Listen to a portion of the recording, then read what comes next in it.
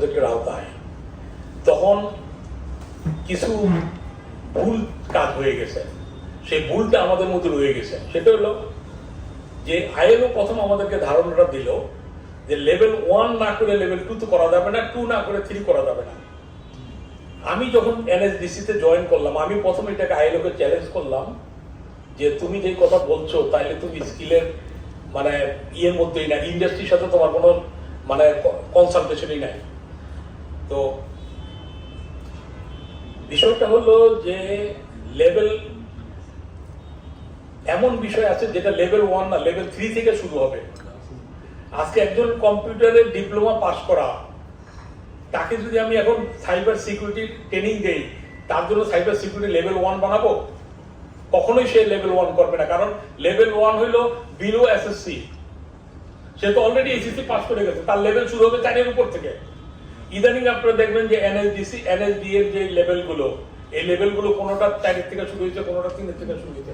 এটা ডিপেন্ড করবে আমি যে নর্মাল গ্রাজুয়েটকে টাইনে নিয়ে আসতেছি, সেই গ্রাজুয়েটকে টাইনে আনলে তাকে কোন লেভেলে দেব তার উপরে ভিত্তি করে সে কোন জবটা করবে, সেই জবটাকে টার্গেট করে। যেমন আমি কনস্ট্রাকশনের একজন সুপারভাইজার বানাবো, কনস্ট্রাকশন সুপারভাইজারের লেভেল 3 থেকে তার স্ট্যান্ডার্ড শুরু হবে। সে শুরুই করবে একটা নর্মাল গ্রাজুয়েট কনস্ট্রাকশনের সুপারভাইজার হবে, বা কনস্ট্রাকশন একটা ছোট একটা কোম্পানি করবে, লোক সাপ্লাই দেবে বা একটা কিছু করবে।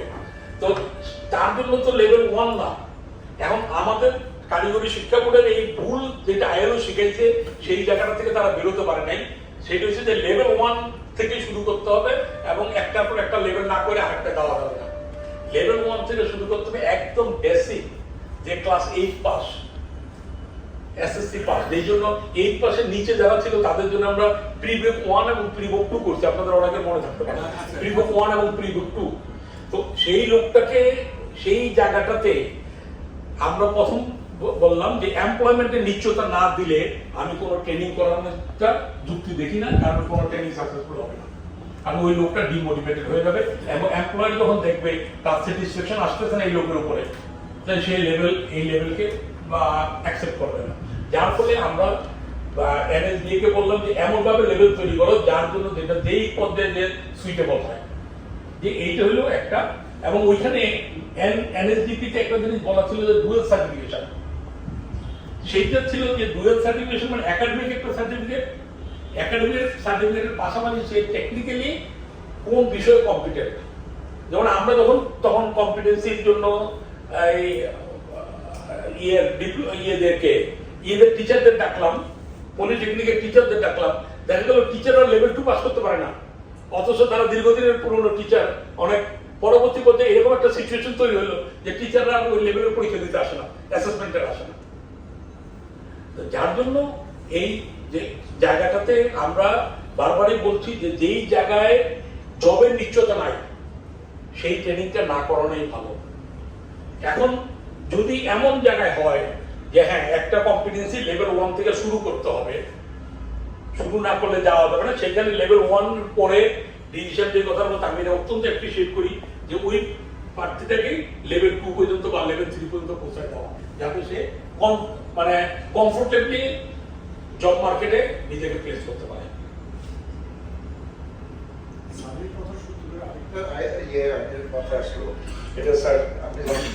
আমি কিন্তু এক্সপার্ট নাই, লেমনের মধ্যে কথা বলছি।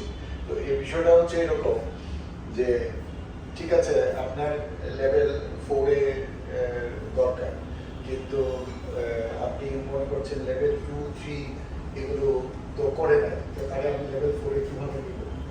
আমরা কি তখন তাকে আপনি আরপিএল এর সুযোগ দিয়ে এখানে তাকে যদি অ্যাসেসমেন্টে সে যদি আরপিএল না, এখানে লেভেল না থাকলে আপনি আপিল করতে পারবেন না। আমরা একটা জায়গায় নিয়ে যাচ্ছি যে যেইটা যেই লেভেল থেকে শুরু, যেমন আমি বললাম যে সাইবার সিকিউরিটি লেভেল 4 থেকে শুরু, তাইলে এইটাই হলো প্রথম ভিত্তি। এবং সেইখানে ওই লেভেলে ভর্তি হতে গেলে ওই প্রার্থীর যোগ্যতা ওইরকম লাগবে। যেমন বুয়েট থেকে ট্রেনিং করে, মেকানিক্যাল ট্রেনিং করে, পিএইচডি শেখার জন্য বিটাকে যায়, 4 মাসের কোর্স করে বিটাকে, কারণ তার উপরে প্র্যাকটিক্যাল ল্যাব করে কোনো সুযোগ সুবিধা নাই, কলেজে বিটাকে যাচ্ছে। এখন বিটাক যদি ওইটাকে লেভেল 1 বলে তাহলে তো এটা হবে না, ওইখানে ওইটা শুরু হবে লেভেল 4 থেকে। বা 5 থেকে। এই জায়গাটাতে আমাদের এই যে এখন যে এই জায়গাটা আরো কঠিন হয়ে যাবে এই ব্যাখ্যা বিশ্লেষণটা, আমাদের এই যে বিএনকিউএফ করেছে না, এই বিএনকিউএফ এর কারণে এখন বিএনকিউএফ কে এই টেকনিক্যালি জব মার্কেটে কম্পিটেন্সি বেসডে বিএনকিউএফ কে যদি অ্যালাইন না করে, তাইলে একজন গ্রাজুয়েট যখন পাস করবে বিএনকিউএফ অনুযায়ী সে হইলো লেভেল 6 বা লেভেল 7। তো বিএ পাস করলো সে লেভেল 7, আপনার সায়েন্সে পাস করলে 7.2, এইভাবে তার একটা লেভেল করেছে। এখন ওই লোকটাকে যদি এখন বিএ পাস করার পরে সে যদি মনে করে যে আমি বিএ পাস করে কোনো চাকরি পেলাম না, আমি একটা কাজ করি, আমি ইলেকট্রিক্যাল একটা প্রতিষ্ঠান খুলবো, আমার এখানে ইলেকট্রিক্যাল লোকজন কাজ করবে, আমি ইলেকট্রিক্যাল কন্ট্রাক্টর হবো। তো ইলেকট্রিক্যাল কন্ট্রাক্টর হইলে সে তার তো কিছু বেসিক জানা লাগবে, সে আইসা আমার এখানে ইলেকট্রিক কোর্সে ভর্তি হলো, তখন তার এডুকেশনাল লেভেলটা হলো 7 আর আমার এই কোর্সের লেভেল হলো 2। এই যে এটার মধ্যে সামঞ্জস্য আনতে হবে, তখন তাকে বলতে হবে যে না, তোমার এই সুপারভাইজার করতে গেলে তোমার এই লেভেল, যেহেতু আমার এখানে লেভেল 1 থেকে শুরু হয়েছে, লেভেল 1 থেকে তোমার 6 পর্যন্ত যাইতে হবে। 6 পর্যন্ত গেলে তুমি সুপারভাইজারি করার উপযুক্ত হবা, কারণ আমার লেভেল 6 হলো supervisory level, not a managerial level, level 6 হলো সুপারভাইজারি লেভেল। তো এই জায়গাটাতে এই জন্য আমরা এখন যেটা হচ্ছে যে যেই বেসিক কথাটা হলো যেই লেভেলটা দেখেন, যেই অকুপেশনটা যেই লেভেল থেকে শুরু হয়েছে সেই লেভেলের থেকে তার এন্ট্রি হইতে হবে। সেই লেভেল থেকে যদি এন্ট্রি হয় তাহলে মনে করেন একটা, যেমন আমি সাইবার সিকিউরিটি বললাম লেভেল 1, 4, 5, 6 এই 3টে লেভেল আছে, 1, 2 বলে কিছু নাই। কারণ 1, 2 হইলো আইসিটির কম্পিউটারের বেসিক অপারেশন। তো যে সাইবার সিকিউরিটি শিখতে যাবে সে বেসিক জানে, এটা আমি প্রিজুম করে নেব, কারণ তার ইউনিভার্সিটিতে বা তার পলিটেকনিকে ডিপ্লোমা কোর্সে তাকে এগুলো শেখানো হয়েছে। কাজে তার জন্য আমি ওই আইসিটি লেভেল 1 ধরে যাই তারপরে সে লেভেল 4 যাবে, সেটা করা ঠিক হবে না। এবং এই জন্যই এনএসডি এর দেখবেন যে এনএসডি এখন যেগুলো করতেছে, ইভেন এখন বোর্ডও এটা অনুসরণ করছে, বোর্ডও এখন এটা অনুসরণ করছে যে বিভিন্ন অকুপেশন ধরে তারা লেভেল, প্রাইমারি লেভেলটা নির্ধারণ করছে, তারপরে আপেন্ডে যাবে। তো আমরা ওই প্রাইমারি লেভেল যেটাতে জব মার্কেটের উপযোগী, আমরা ওই জায়গাটাতে ফোকাস করি। সেটা যেই অকুপেশনই হোক, হাজার অকুপেশন আছে, যেই অকুপেশনই হোক, মানে যেটা জব মার্কেটে ঢোকার মতো নিশ্চয়তা দেয়, কম্পিটেন্ট করে, সেই জায়গায় আমরা ফোকাস করি। তোমার কি কোনো বক্তব্য আছে? স্যার যে কথাটা বলেছেন লেভেলের বিষয়টা নিয়ে।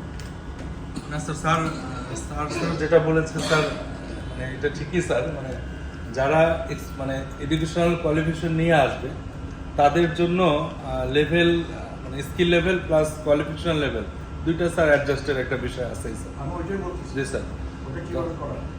স্যার এইটা স্যার মানে তাদেরকে স্যার যখন স্কিল লেভেল করতে আসবে স্যার, তখন তাদের একটা স্যার প্রি অ্যাসেসমেন্ট করা যেতে পারে স্যার। ওইটাই তো আমি বলছিলাম। জি স্যার, যে প্রি অ্যাসেসমেন্ট একটা বলছিলাম যে তুমি তাকে অ্যাসেসমেন্টটা করার জন্য যে আসলে তাকে যখন লেভেল স্যারের কত এডুকেশনাল ব্যাকগ্রাউন্ড আছে, যেহেতু কোয়ালিফিকেশন আছে, তাকে আমি লেভেল 4 এ নিয়ে যাই।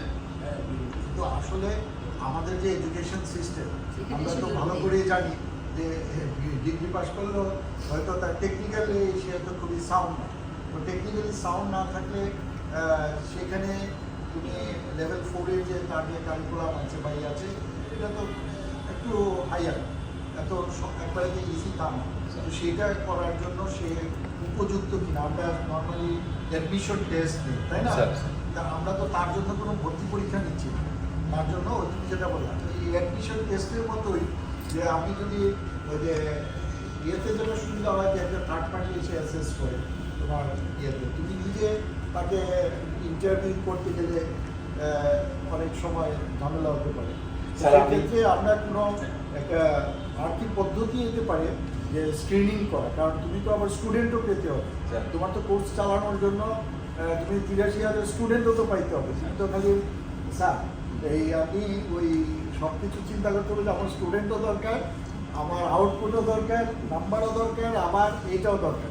এইটার একটা এটা একটা কম্বিনেশন বা এখানে তোমরা একটা ওয়ে ফরওয়ার্ড কি হতে পারে? হ্যাঁ, তুমি বলো। স্যার, আমি একটু বলতে চাচ্ছিলাম যে খুরশেদ স্যার যেটা বললেন, মানে মার্কেট ডিমান্ডের সাথে ফুলফিল করার জন্য আমাদের যে লেভেলগুলো চলমান আছে, তো সেটা ছাড়া ইন্ডাস্ট্রির সাথে যে লিঙ্কেজটা, বিশেষ করে আমাদের দেশে প্রতি বছরে ইন্ডাস্ট্রিতে কি ধরনের কত সংখ্যক জব ক্রিয়েশন হচ্ছে সেই নাম্বারটা, প্লাস কি কি ট্রেডে জব হচ্ছে সেই ট্রেডগুলো আইডেন্টিফাই করা, প্লাস কোন ট্রেডের জন্য কোন লেভেলে ট্রেনিং দিলে ঠিক সরাসরি সে ইন্ডাস্ট্রিতে গিয়ে ওই লেভেলটা ফুলফিল করতে পারে।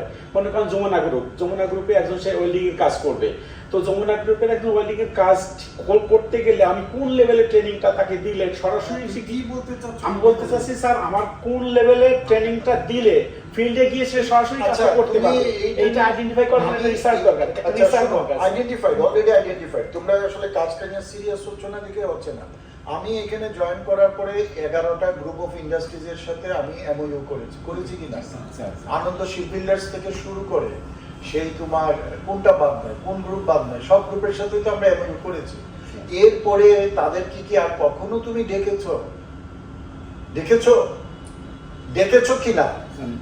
ডাকো তাদেরকে, ওই 11টা গ্রুপ, তারাই তো বলবে যে বিএমইটি আমাদের সাথে যে এত ঢাকঢোল পিটাইয়ে এমওইউ করলো, আমাদেরকে বললো আমাদের স্যার অলরেডি কিন্তু আমি করেছি স্যার, এবং সেখানে আনন্দ শিপ বিল্ডার্স থেকে শুরু বড় বড় কোম্পানি আসছে স্যার। কার নাম বলো না, দুই একটা কোম্পানির নাম বলো। এই সালাউদ্দিন, হ্যাঁ বার্জার আছে না, আরো বসুন্ধরা আসছে, ওরিয়ন আসছে, তোমার বাকি হ্যাঁ টিম গ্রুপ, হ্যাঁ হ্যাঁ সেটাই তো, ইফাদ আসছে। তো তুমি তাদেরকে অন্তত পক্ষে আগে ডাকো। আর আমার এফবিসিসি এর সাথে কথা হয়েছে, আমি বলি ওখানে একজন স্যার আছেন, সুকর্ণ স্যার, সুকর্ণ তো ওইটা হলো এফবিসিসিআই ইনোভেশন সেন্টার আছে একটা ভাটখোলাতে। ওইখানে আমি একটা প্রোগ্রামে গিয়েছিলাম, ওখানে কিন্তু আমি ক্লিয়ারলি বলেছি এবং তারাই ইন্টারেস্টেড। এফবিসিসিআই তুমি যদি ডাকো তাহলে তারা অবশ্যই আসবে। তুমি আগে প্ল্যান করো, তুমি মার্কেটে কি প্রডিউস করে দিতে পারবা, তারপরে ওই তোমার অ্যাসেসমেন্ট বা চাহিদা জানার জন্য আমি তোমাদেরকে স্কোপ তৈরি করে দেবো, সেটার জন্য খুরশেদ স্যার লাগবে না। আমি এখানে আছি মূলত এটা দেওয়ার জন্য, এটা করে দিব। কিন্তু তুমি আগে ঠিক করো তুমি স্ট্যান্ডার্ড কি তৈরি করছো এবং তুমি কি কোয়ালিটি তৈরি করছো এবং ইয়ে করছো। এই আমাকে বললো যে আনন্দ শিপ বিল্ডার্সের ওই মালিকের যে মেয়েটা, সে ওই ভাইস চেয়ারম্যান না কি জানি, তো সে বলতেছে বলে যে ওরা ওই বাইরে যে বেতন পায় এইরকম বেতন তারাও দেয়, দেশেই দেয়। সুতরাং এটা কিন্তু মানে বাংলাদেশেও কিন্তু যারা শিপ বিল্ডার্স আছে এখানেও কিন্তু এই ভালো। এখন আমি শুনলাম যে কে জানি বলতেছিল আন্ডার ওয়াটার কি ওয়েল্ডিং, এটার খুব ডিমান্ড, আন্ডার ওয়াটার ওয়েল্ডিং। আর তোমরা স্যার যেটা বলতে চাইছে যে টেকনোলজি ইজ চেঞ্জিং, তুমি ওই এখন ওই যে নর্মাল ওয়েল্ডিং না দিয়ে তুমি আন্ডার ওয়াটার ওয়েল্ডিং নিয়ে চিন্তা করো যে ঠিক আছে আমার তো আইএনটি আছে, আমি একটা আইএনটিতে আন্ডার ওয়াটার ওয়েল্ডিংটা চালু করে দিই। আমার যে বিকেটিটিসিতে করতে কিছু হলে খালি বিকেটিটিসি এটাকে কেন ট্রাই করে? আন্ডার ওয়াটার ওয়েল্ডিং আমি তো আইএমটিতে করতে পারি। আইএমটিতে তাদের যেহেতু পানি টানি নিচে কাজ করার একটা পরিবেশ আছে, মানে আমার তো ওই ল্যাব লাগবে বা ওইরকম সিনারিও লাগবে, তাই না?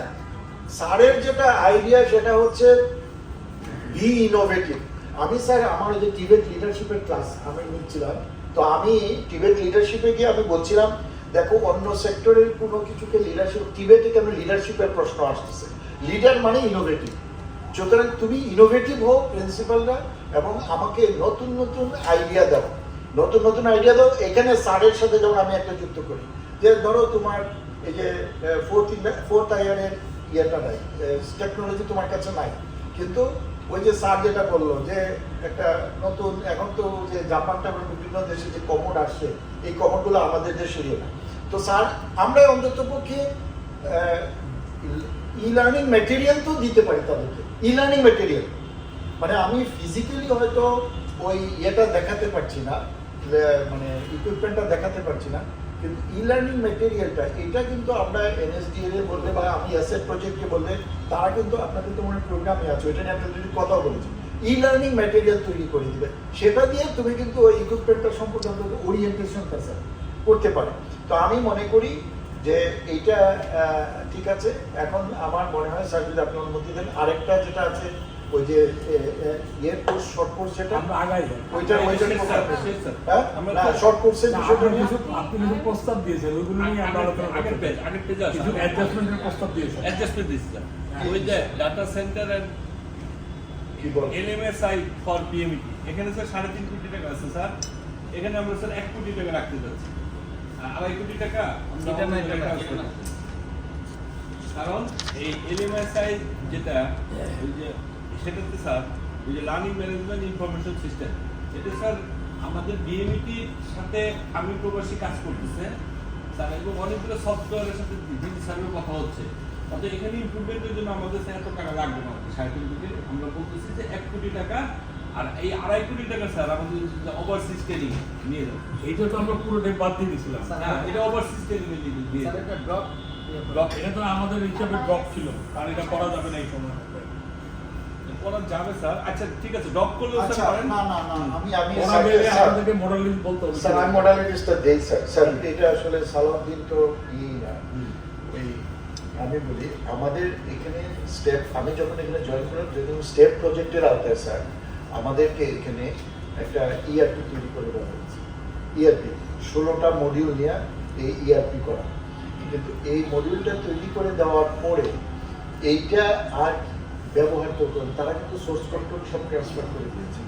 এখন আমি জয়েন করার পরে আমি আবার ওই ওদেরকে ডাকালাম, লিডস কর্পোরেশন না লিডস ওদের দিয়ে করেছে, তো করার পরে ডাকানোর পরে ওরা যেটা বললো এইটা মানে 8-9 লাখ টাকা খরচ করলে এটাকে কার্যকর, ওখানে ট্রেনিং ট্রেনিং সব মডিউল আছে। ওইখানে প্রয়োজনে আমরা যদি ওই কর্পোরেশন তাদের সাথে যে কাজ করি ওইটার সাথে কথা বলে ওখানে যদি আমরা একটা মডিউল অ্যাড করতে পারি যেখানে ওই যে স্যার যেটা বললেন ট্রেনিং ডাটাটা থাকবে, ট্রেনিং এবং ইয়ে ডাটাটা থাকবে, ওইরকম কোনো মডিউল আমরা তাদেরকে দিয়ে করে, এবং ওই যে ইআরপিটা ওইটা অ্যাক্টিভেট করার জন্য যদি কিছু মানে সাপোর্ট লাগে আমরা এটা আমরা মানে প্রশ্নটা আসতেছে ওই জায়গায় না। প্রশ্নটা আসতেছে যে স্টেপ প্রজেক্টের আওতায় যেটা তৈরি হলো স্যার। সেটা চালানো হলো না কেন? ওই মাঝখানে আমি প্রবাসী ঢুকছে চালানো হলো না কেন? মানে এত বছর পরে এসে যেটা চলবে এই বলো এই নিয়ে না ওই না ওইটা ওদের সাথে অলরেডি ডিসকাশন হয়েছে স্যার। এটা ওরা কোম্পানি বলবে, কারণ আমাদের অভিজ্ঞতা বলে যে এই এমআইএস রিলেটেড যতগুলো সরকারি প্রতিষ্ঠান এই কম্পিউটার কোম্পানিগুলোর সাথে চুক্তি করেছে কোনোটাই মানে পুরোপুরি বাস্তবায়নযোগ্য হয় নাই। এবং স্টেপের আওতায় আমরা যেগুলো করেছি, ডিটিতে করেছি, এইখানে করেছি, মানে বিটেপে করেছি, এনএসডিতে করতে পারি না, একটাও কাজ করে এটা করি আমরা